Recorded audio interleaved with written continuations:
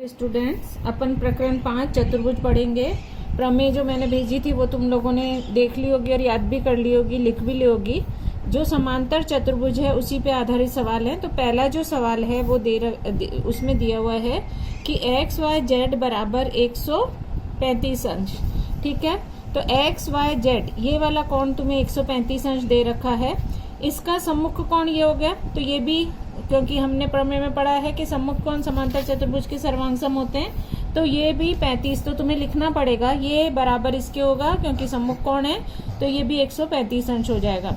इसके बाद में ये जो कोण है संलग्न कोण वो अंतः कोण हो गए, तो 180 अंश होता है उनका योग।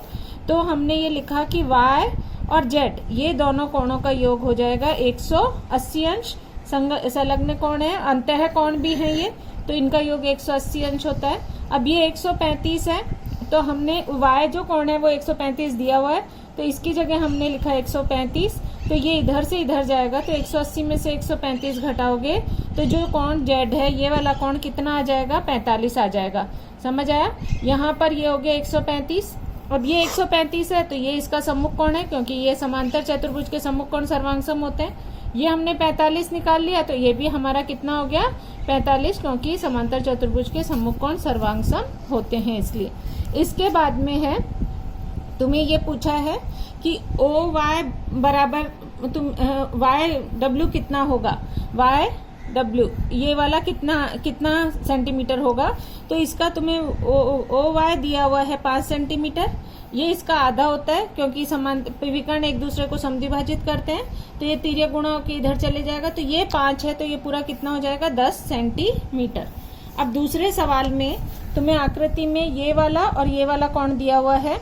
अब जो कोण ए है ये हो गया हमारा ए, ये हो गया हमारा बी, ये हो गया हमारा सी और ये हो गया डी।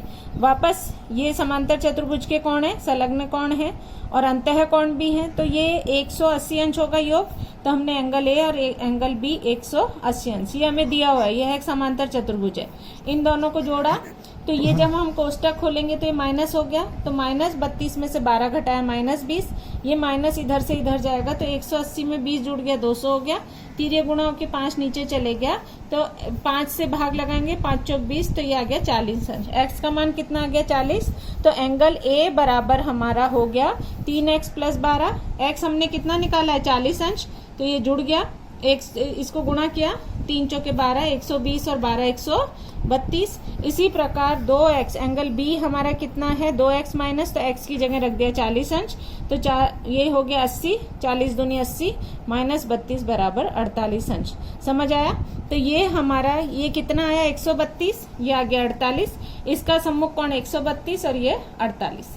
अब इसके बाद में है तीसरे सवाल में परिमिति दी है। समांतर चतुर्भुज की परिमिति 150 अंश दी हुई है, 150 सेंटीमीटर दी हुई है। तो जब चारों भुजाओं का योगफल होता है परिमिति, तो और दिया हुआ क्या है कि एक भुजा से दूसरी भुजा 25 सेंटीमीटर लंबी है, तो ये हो गया कि अभी यहाँ पर चारों भुजाओं का योगफल, तो A B, B C, C D, A D बराबर 150। अब यहाँ हमने ये हो गया x, तो ये x + 25, फिर ये हो जाएगा x और ये हो जाएगा x + 25, वैसे ही लिखा 150, फिर जोड़ दिया इनको, तो यह 4x + 50 150। अब इसके बाद में ये अंश नहीं लगेगा ऊपर, क्योंकि ये कोण नहीं है, ये भुजाओं का माप है, अंश नहीं आएगा, सॉरी, यहाँ पे ये है। अब यहाँ पे 150 में से 50 घटाया 100, ये तिर्य गुणाओं के नीचे चले गया, तो ये आ गया 4 दूनी 8 और ये 2 बचा, 4 पंजे 20, तो ये 25 सेंटीमीटर। तो ये आ गया x बराबर 25 सेंटीमीटर और ये हो जाएगा ए बी बराबर 25 सेंटीमीटर और बी सी क्या है, 25 + 25 बराबर 50 सेंटीमीटर। इसके बाद में जो सवाल है चौथा, उसमें तुम्हें एक कोण x और दूसरा कोण उसका दुगना है, तो एंगल बी अनुपात एंगल ए 1:2 हो गया।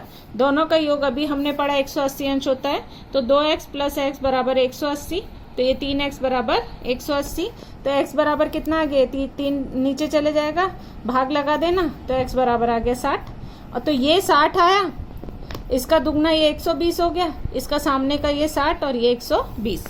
इसके बाद में जो पांचवा सवाल है उसमें ये दिया हुआ है हमें 13, पाइथागोरस प्रमेय से हल करेंगे। ए बी का स्क्वायर बराबर ए ओ का स्क्वायर, प्लस ओ बी का स्क्वायर, 5 का वर्ग 25, 12 का वर्ग 144। तो ये हमारा ये ए बी तो 169 आ गया। तो अब ए बी का स्क्वायर करेंगे तो 13 का स्क्वायर भी 169, 169 बराबर 169। इसलिए ये इसके बराबर, मतलब पाइथागोरस प्रमेय से ये कितने अंश का कोण हो गया, 90 अंश का कोण हो गया। तो ए ओ बी 90 अंश। तो ये विकर्ण ए सी लंब हो गया विकर्ण बी डी पर, इसलिए यह ए बी सी डी। तुम्हें ये सिद्ध करना था कि समचतुर्भुज होगा या नहीं। जब विकर्ण एक दूसरे पर लंब होते हैं तो वह चतुर्भुज समचतुर्भुज होता है। इसके बाद में जो छठा सवाल है उसमें एंगल पी दे रखा है 110। अब ये 110 है तो इसका सम्मुख कोण ये 110 जो हमने पहले सवाल में पढ़ा है, ये 110 हो गया। अब यहाँ पर ये वाला भी एक कैसा चतुर्भुज है, समांतर चतुर्भुज दिया हुआ है तुम्हें, ये 110 है तो ये भी क्या हो जाएगा 110 अंश। अब यहाँ पर ये इन दोनों का योग 180 अंश होगा, तो हमने ये 110 लिखा यहाँ पे, ये B R 180 B A R निकाल लेंगे। 110 में 180 में से 110 घटाओगे तो ये आ गया 70 अंश। तो ये हमारा कितना अंश आ गया 70। ये 70 आया तो इसके सामने का भी कितना आ जाएगा 70 अंश। फिर हम ये लिख लेंगे एंगल ए बराबर 70, एंगल आर बराबर 110, एंगल सी बराबर 70 और एंगल बी बराबर 110 है। तो ये हुआ तुम्हारा प्रश्न संग्रह 5.1 पूरा कर लेना सभी बच्चे। Thank you.